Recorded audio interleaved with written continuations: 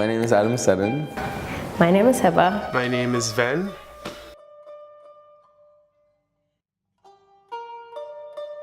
I am a queer, trans, non-binary Egyptian Pakistani artist. I was born and raised in New York. I was born and raised in Queens. I'm a filmmaker, I'm a photographer, I'm a writer. And yeah, I'm 21 and I'm here in New York City, you know, living my life. I'm from Lebanon. Oh, you're dry. And I identify as queer. And I guess non-binary, like I don't know, I'm still working that out. I have a really difficult relationship with pronouns because my name is a feminine noun in Arabic, so it feels weird to use they, them or something for my name because it's a girl word, because all words are gendered in Arabic. And it's really weird because when I fantasize about having a different name, then it's really easy to snap into a different set of pronouns.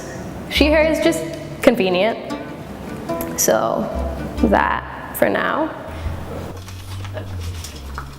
I identify as a queer, gender non-conforming person, gender non-conforming bodied person. I consider myself overall Black, but my father is Egyptian and Puerto Rican, my mother is Bayesian. I used to call myself Afro-Arabian. I don't know, I don't know if a lot of people identify as that. Just in the Middle East and North African community, we're so erased because of our skin complexion, and our colorism is so real. So that's a little of a struggle for me in general.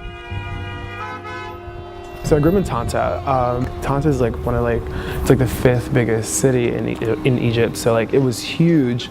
There was an attack and a raid in our town in Tanta, and so that's the reason that my family left. We moved right a couple of months after 9/11 happened.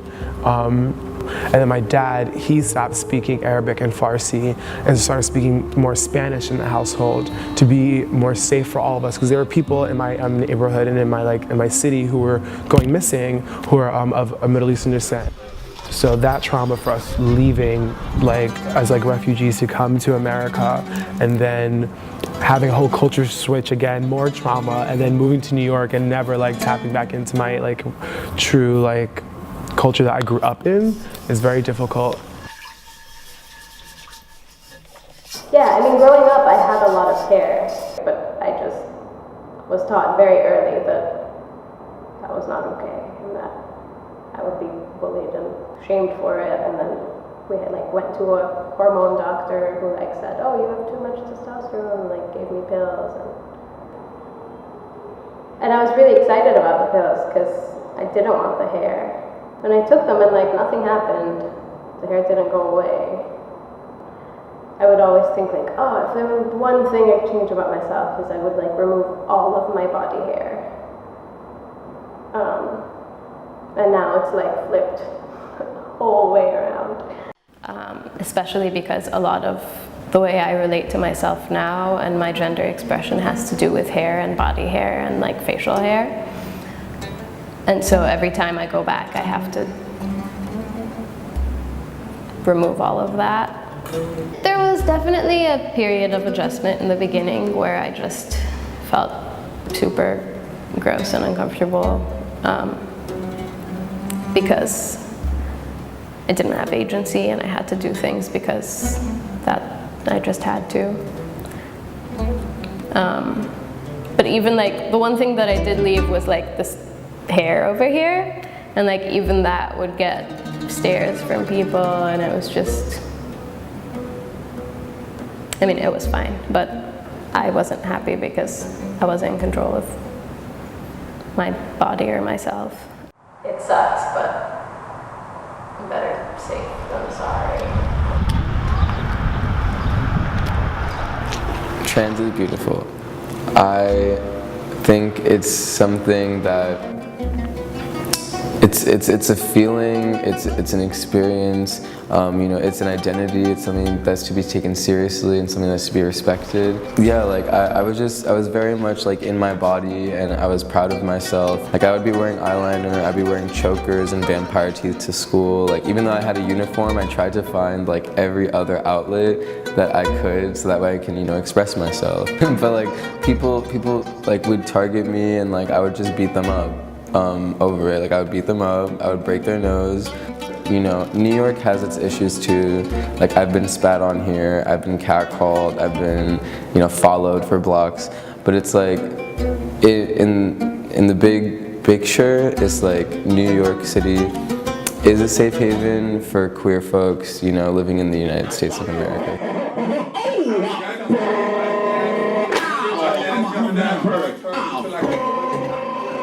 The ballroom scene, the voguing scene started back in the 90s in New York, and you know, for queer POC people predominantly to have an outlet and to survive in white society.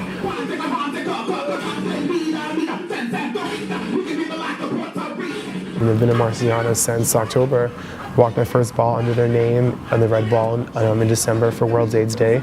That was great, and it's been dope ever since. I vogue Butch Queen, Vogue Femme. So Butch Queen is a person who's not completely masculine or completely feminine, but who can portray both traits.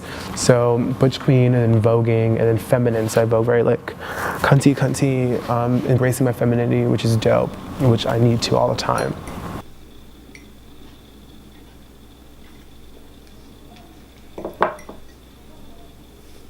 Like the moment in my life where I realized that I could be queer and not have bad things happen to me was my cousin married a Christian man, and my whole family like turned against her. Not my family, but my extended family.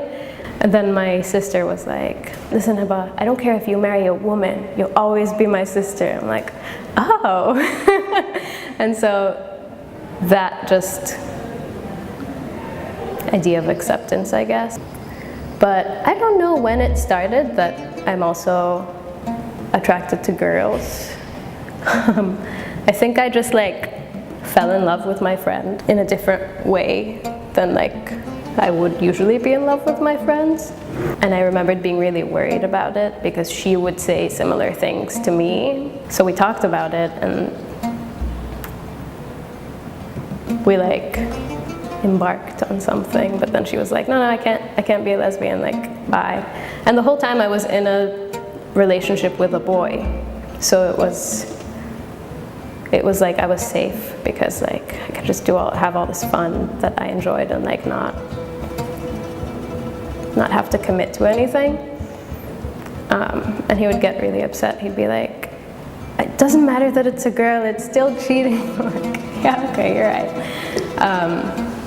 But in the end, like after 7 years of being together, he came out to me. So I was like, oh, well, I was really open with you this whole time, but now you're, why didn't you tell me? But I get it. Especially in Beirut, which I feel is like a very judgmental society set up where like everybody's judging everybody all the time. And it's so small, so like everybody knows who you are. I know that my friends have like figured out ways of existing just under the radar, and like just people living their lives as queer people in committed relationships and just like telling their parents that it's a friend or whatever, and that just everybody believes it because they want to until like everyone's dead, and then it's like, oh yeah, you didn't know, like must have been gay, like. It's just something that only happens after there is no risk of anybody feeling any discomfort. But that's a generalization, so.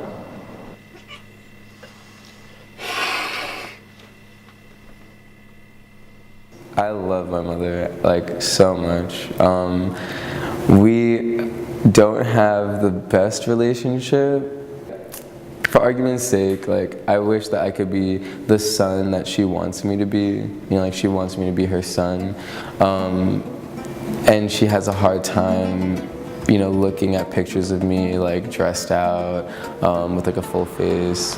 I have grown so much as a person from being, you know, just like pushed from like left to right, you know, pushed to Florida, pushed to New York, you know, pushed out of my mother's house. It was Thanksgiving of 2016, Thanksgiving break.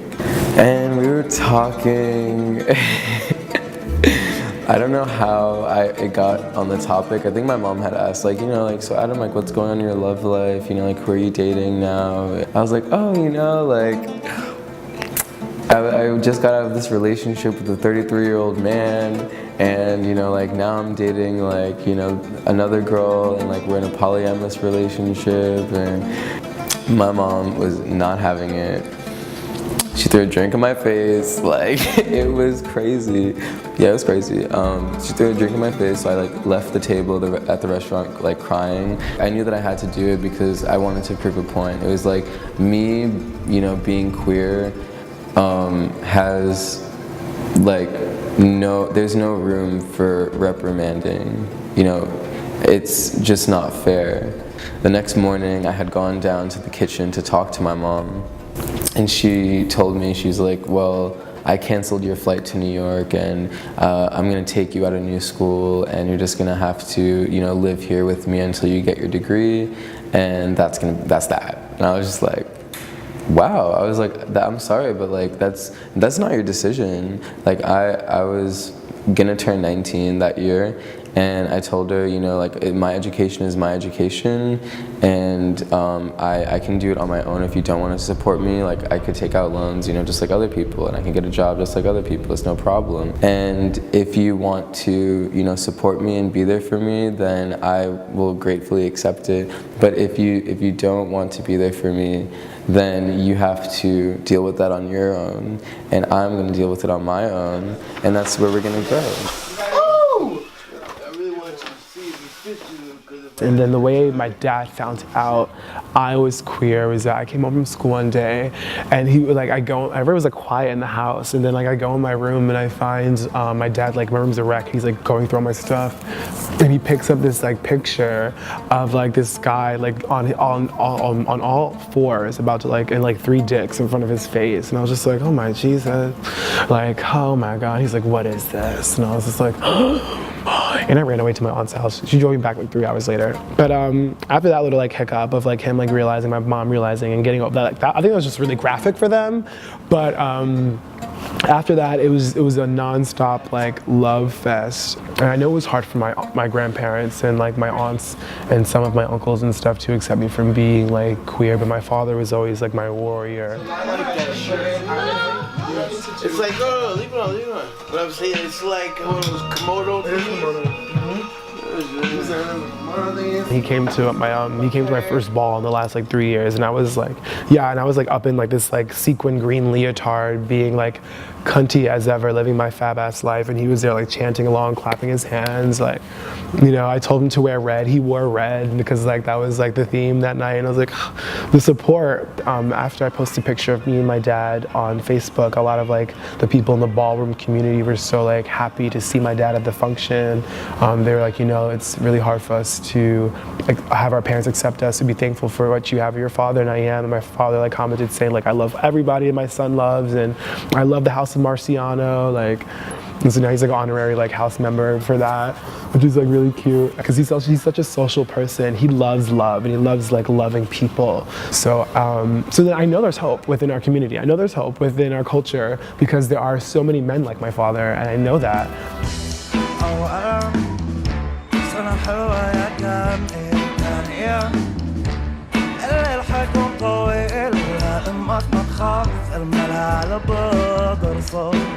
I don't know if you know the band Mosque. Okay, so they're this Lebanese band that have a frontman who is queer, and he was like the first openly gay frontman in the Middle East. And my sister was the keyboardist for this band up until like 2015 or something.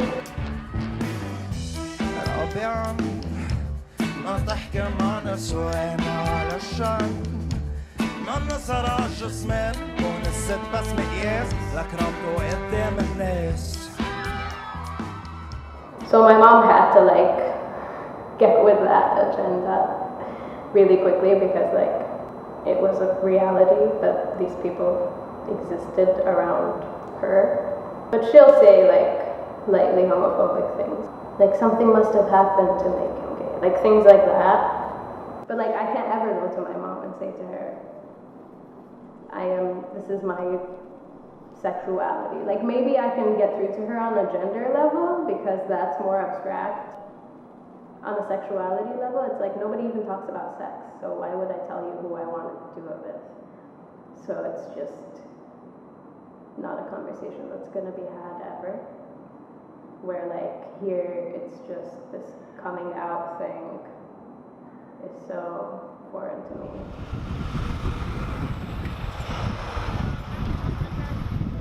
It's very hard to see the beauty, continuously see the beauty, continuously want to feel the love from your culture, knowing that like they'll never fully accept you. And it's so crazy because in the Middle East, like there's so much like platonic love between same-sex people, predominantly like men. Like you see men like holding hands and like kissing each other on the cheek and stuff. And it's like, if we're so comfortable with that, why are you comfortable with me like not loving this person? And again, that's just like really hard to like accept and wanting to accept myself into this culture. And it's like, then it's like inner battles, like, is it worth it? But then it is worth it because it's who I am. And it's like, I'm both sides of this never ending struggle. My mother was Muslim, my father was Muslim, and you know, I want to still like keep my religion and, you know, also keep my sanity by not repressing my sexuality. I would not walk into a mosque unless it's like a queer safe space. Like I would not walk into a mosque like wearing a full face, you know, wearing a hijab, wearing you know, heels or what have you. Like I wouldn't do that because it's not that I feel like I would disrespect them, because I'm sure that they would see that disrespectful, sure, but it's because I would be very concerned with my safety. And I don't want to jeopardize my safety, but also I don't want to, you know, not express myself. I think it's very limiting to have the two to be mutually exclusive ideas. I don't think that if you're queer, you can't be Muslim, and if you're Muslim, you can't be queer. And I know a lot of there's like a lot of different research and there's a lot of different resources about like being queer and Muslim, and there's even queer imams out there. Like there are gay imams that marry like other gay Muslims. Here she says, fuck Bush, fuck Bush.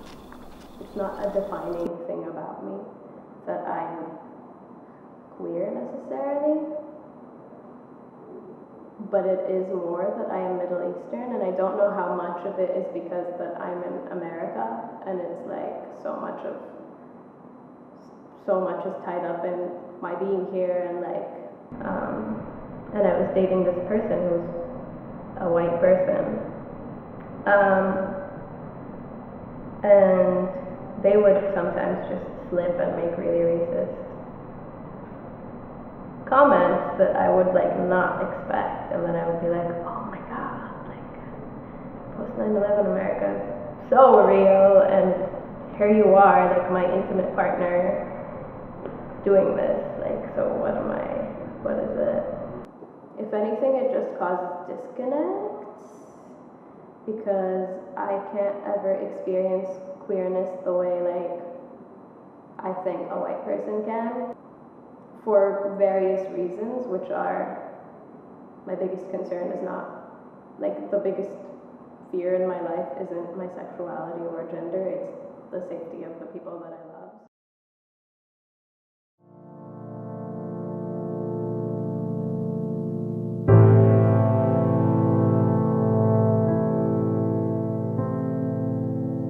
أنا معي بالقلب ومعي ضغط مشاكل كبد أوجع وصرت كلمة تذكرت ضغطي اتسرسبت كلمة دست كبدي توسوست